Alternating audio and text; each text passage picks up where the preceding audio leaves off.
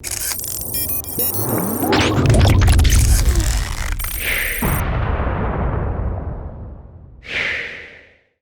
what's going on, everyone? Vega here for SerpentX Tech, and in this video I want to talk to you about some of the concerns regarding Dynex, like hash rate discrepancies, whether or not a CPU can mine Dynex salve, some of the FUD that I've seen recently regarding the project on public places such as CoinMarketCap, response about that, and Sumi's response to some of the concerns that we're going to cover in today's video. Mine some 10. I already been in discussion with them. I already talked to them. There's a courtesy or professionalism that one carries in whatever industry they're in, that if they're going to reference somebody else's article or information or even content, video, whatever it is, that you just do a private message letting them know, hey, I'm going to be using your information regarding or referencing XYZ in my content. It just, builds that professionalism and helps each other out. I already talked to mine Sun 10, so it's not a big deal. But I do want to talk about some of the aspects in the video, only focusing on a few key parts.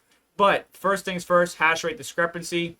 Obviously, there was a big upgrade with Dynex recently. I was at Mine Disrupt when the upgrade happened.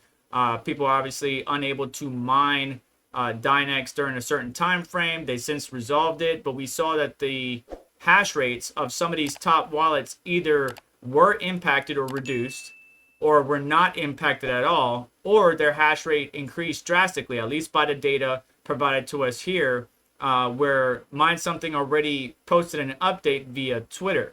We'll talk about that in just a moment, but you could see one of the addresses shows that they grew 410% on EVGA pool. And a number of you already called it out, and the community was very quick to respond to Mine Something. And you don't want to be disrespectful. If you're going to provide constructive criticism, usually try to provide an optimization, a solution, a resolution, something. Don't just be a jerk just to be a jerk. Don't just complain to complain. Like, you usually want to, if you're going to call something out, be like, here's why. Exhibit A, Exhibit B. I know we're all not super professionals, but try to have some courtesy, even if somebody's presenting an argument against a coin that you're not too happy that they did, all right, or a coin that you love. But anyways, we have an address here ending in 95E1. You can see they went from 6.87 mega hash to 28.19 mega hash, which is a 410% increase, quite drastic. And one would be like, well, damn, that's a lot of hash rate, and it is. What's even crazier is the 59.8 mega hash. That's a lot of hash rate. But you can see that they dropped down to 36 mega hash. Now, there could be a number of variables on why these hash rates are reporting. For example, 95E1, if we go to the pool right now, EVGA pool, you can see that that address is only 7.88 mega hash. So after the upgrade, the pool may have been reporting things incorrectly. Instead of 28 mega hash, it was really only 7 something. So they only increased by 1-ish mega hash thereabouts. The top pool dropped down from 59, or the top wallet, excuse me, dropped down from 59.8 to 36 mega hash. And it could just be that their hash rate was just reduced, like much of us were, or impacted by the upgrade. It also could be that maybe they're spoofing. So the pool is not reporting accurately because the miner or the individual is spoofing or kind of trying to cheat the system. Not all miners are doing this. And there's still an ongoing investigation into the individuals that are doing this stuff. But it's not something that we have tangible proof of. So we don't have all the variables. What if maybe there was a giant farm that decided to shut down 30% of its GPUs? Now, it's unheard of today that a warehouse or a giant location or farm would have nothing but GPU rigs. Usually most of these farms have 70% ASICs and 30% GPUs, if that, maybe more like, like 90-10, because most mining farm operations are using ASICs or script or whatever to mine a particular cryptocurrency because it's more profitable than GPU mining, at least right now. But Dynex has been on a tear recently, and so farms may be either kicking things on or kicking things off, right? Maybe after the upgrade, they weren't as profitable, so they shut down some of their rigs and lost 40% of their net hash. So we don't have all the variables because we can't validate, what is the owner of this address doing. So we got to take things with a grain of salt and make adjustments accordingly. And Mine Some 10 already,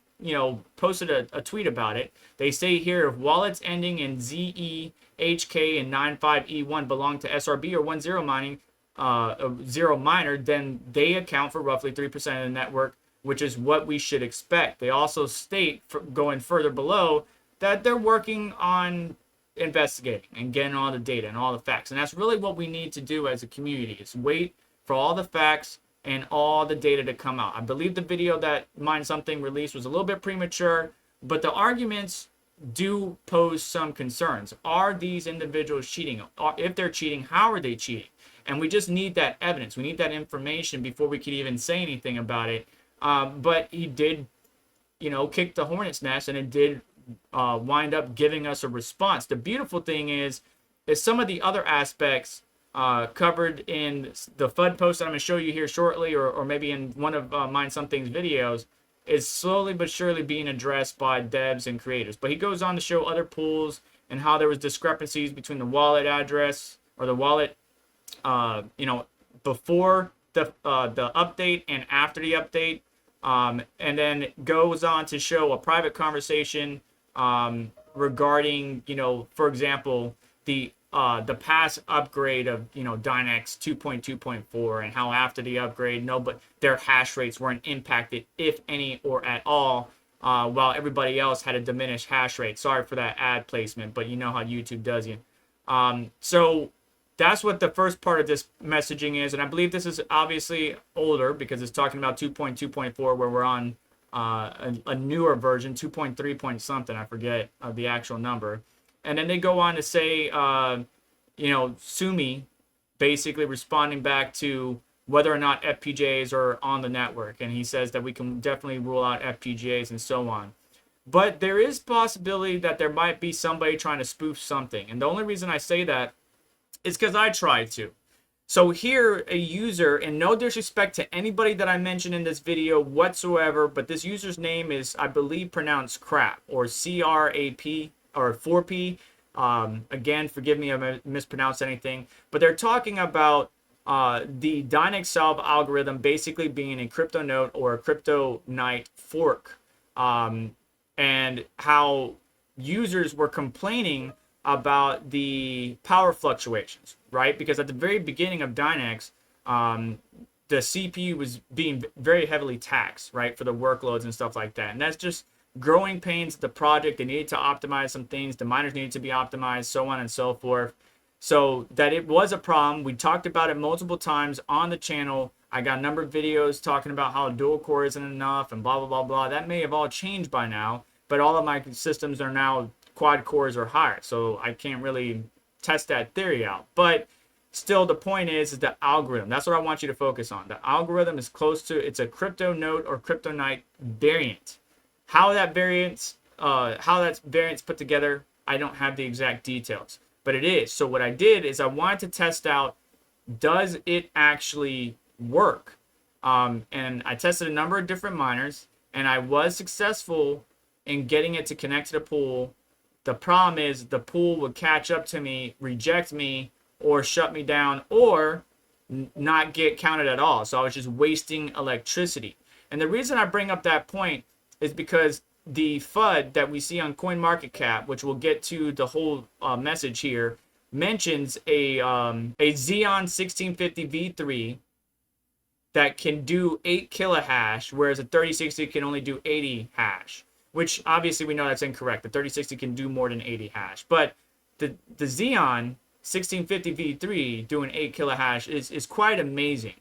And the reason I wanted to point that out is because I did some testing of my own on a Windows system, on a Linux system. We were utilizing an E5 2620 V2, not the same exact CPU, but we were utilizing it and we were trying to get it to work and it just would not work. So if there is a custom variant of a miner out there being utilized, we can't speak to it because we have no evidence. We got to wait for that actual evidence.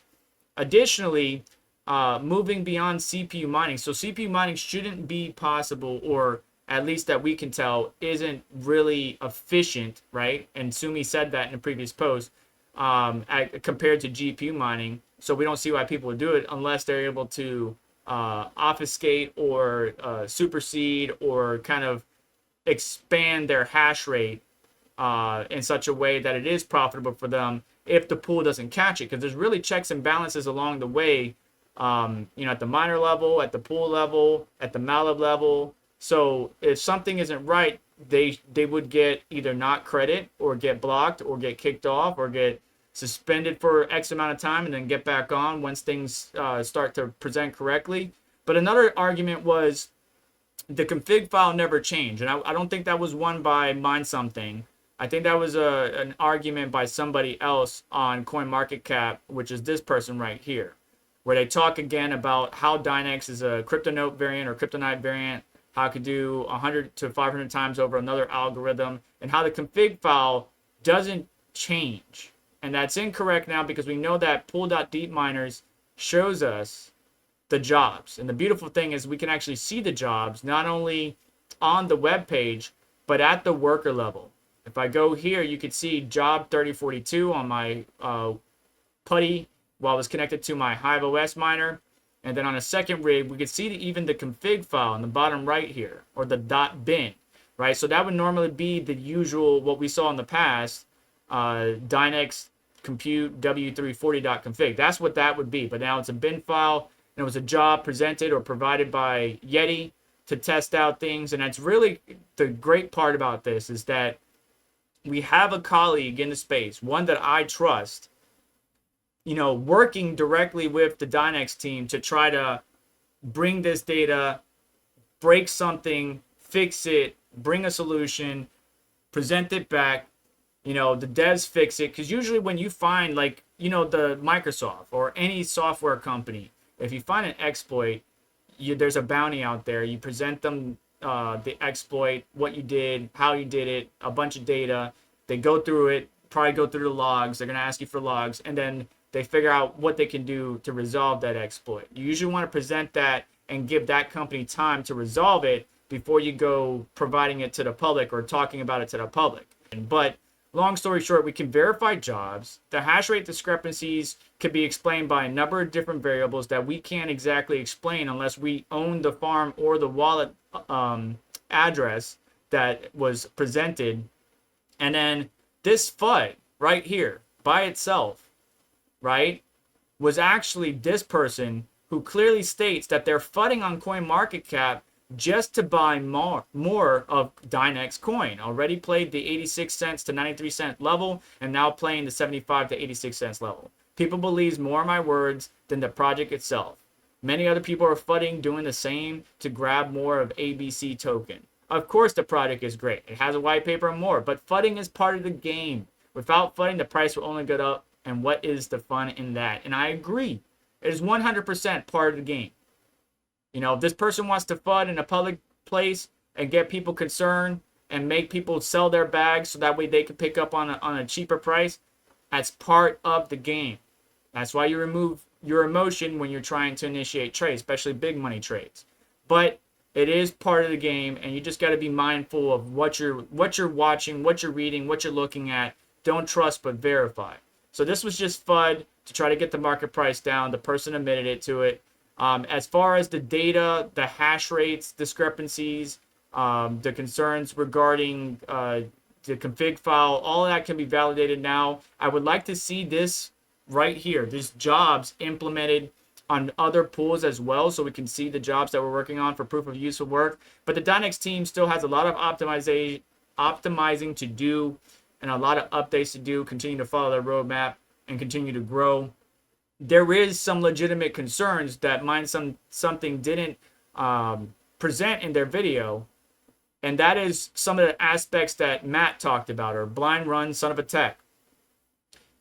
Centralization of proof of use of work, some of the concerns with that. If the devs left right now, how would somebody submit a new job so that way the miners can work it and they get paid, and the person who submitted the job gets their rendered out workload. Like, say for example, we want to work on the next Avatar movie and render out that job, that workload, or compute that job, then how would that person, right? How would James Cameron submit that to the network without having to go through the devs, right? So it's decentralized, and then the miners work it. We get the payment in Dynex. James Cameron gets his fully rendered video, right? Like how does that work? So there are some other concerns that Mine Something didn't have in their video. It was completely different, but Matt brought up as a good point. So it's up to us as miners to be objective. I'm not trying to cause anybody to, or be upset with one thing or another. I'm always going to be objective. And some of you may even challenge that and be like, yo, you just went to Mine Disrupt, right? And you were sponsored by Dynex. Well, first of all, Dynex was a partner of the channel. They didn't pay for the entire trip. As you can see, we got a number of partners involved. And I already told Sumi and anybody who knows me that I will always remain objective. If your product, project, hardware, tech, whatever is crap, I'm going to call it crap. For those who know this channel and know me, that's just who I am. I've always been taught to be respectful and be humble. But if you're going to be a jerk or be disrespectful to a certain level, I can take. But once you get beyond that level, then we're going to have a freaking problem. So right now, I'm focusing on gathering data. There are still things going on that you are unaware of. And as soon as we have evidence, we will bring that to you. I'm trying to do my best to keep everybody informed, keep everybody updated. But we have Yeti working with Dynex devs and various personnel, and I trust Yeti. I spoke one-on-one with Yeti. They're doing things to try to improve, optimize, benefit the crypto mining community. But Dynex Coin has an opportunity here to disrupt industries, not just one industry, but industries. It's just a matter of them nailing it down, getting it right, keeping it decentralized, and how they're going to implement it or get the final product out into the wild. And I think this is going to be a constantly evolving thing, and we'll see how things go. Last thing I want to leave you on, the whole voice changing thing is honestly a waste of our time. Don't even worry about that. I understand it sounded different than DJ Mines than when they were on Chump Change's video or live stream compared to like an old video. That is a waste of our time. The Sumitomo is Austrian. That's their accent. Just deal with it. If you use the Elgato or voice changer to play around with it to have fun, whatever, who cares? All I care about is the data, the facts, the evidence, and as long as they continue to grow the project in a positive direction, then good.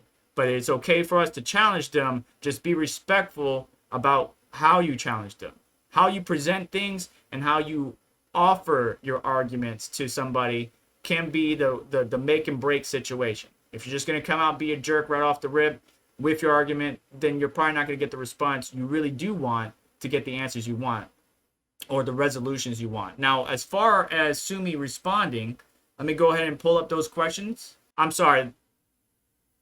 I don't mean questions. My apologies here. So one, they say old SRB hash rate matches almost 1-to-1 to the new 1.0 miner. After reaching out to MinerDAO, they verified the logs and confirmed that's exactly what the case is. They say that Mine Something should have verified sources and evidence before publishing something like that. That's between him and Mine Something. That has nothing to do with me. But I do agree, you want to get all the evidence and facts and data correct before you present something. That's why I said it was premature, but we already discussed that with Mine Something. It was never a secret that our proof of work part is based on CryptoNote or Kryptonite, which we already discussed. We used a modified light version of Kryptonite to ensure 95% of the GPU power can be used for proof of use of work and only 5% for proof of work. Number 3, the computational files always change when there's a new job, and that's evidenced by pool.deepminerz.com, which I just showed you earlier. And obviously, if you complete that job, you get a reward for that. Miners can verify on pool. Hopefully, that will be spread out to other pools. Number 4, we never claimed that they did work for NASA. They're talking about the CoinMarketCap thing right now, where this person says that they claim to solve a lot of useful tasks, including for NASA. Mine Something is responding to that, saying that they never claimed they worked for NASA. They did work for NASA, but they did reference a paper which was published on NASA's website, but also don't claim to work for ArchiveX if we reference a paper from there. Number 5, it is impossible to mine Dynex on a CPU efficiently. Doesn't say not at all, but efficiently. The hash rate would be 2 kilohash on a high-end CPU. We have been funding Dynex with significant amount for a long time, and we will continue doing so until we break even. We have enough financial resources ourselves. The claim is beyond ridiculous. I'm not sure what that's intended for, whether it's the coin market cap thing or something else. But it had nothing to do with the questions I presented. Number 6, the person who posted on CMC is admitting that he's trying to FUD, which is the same screenshot that I showed you. So the same person just trying to FUD so they could get their bag a lot better. So that's Sumitomo's responses. Be nice to mine something. Don't be a jerk. They were just trying to present an argument. Could have been a little bit more. Could have used a little bit more finesse on it. But still, we got the same. We got answers. And again, there's a whole another investigation that's still ongoing, not only by Mine Something, but myself and other individuals in the Dynex space that will eventually present to you. You just got to be patient because we want to verify and get all the data and all the pieces right before we just ship it out to you guys and create FUD or stir up anything. So we got to get everything squared away before we present it to you. And that's just the way I roll. But that's going to do it for today's video. Let me know your thoughts down in the comments below. If you stuck around to the end of this video, please do me a favor. Do hashtag SerpentX in the comments below.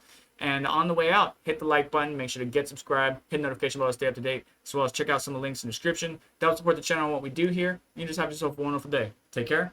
I'll catch you next one.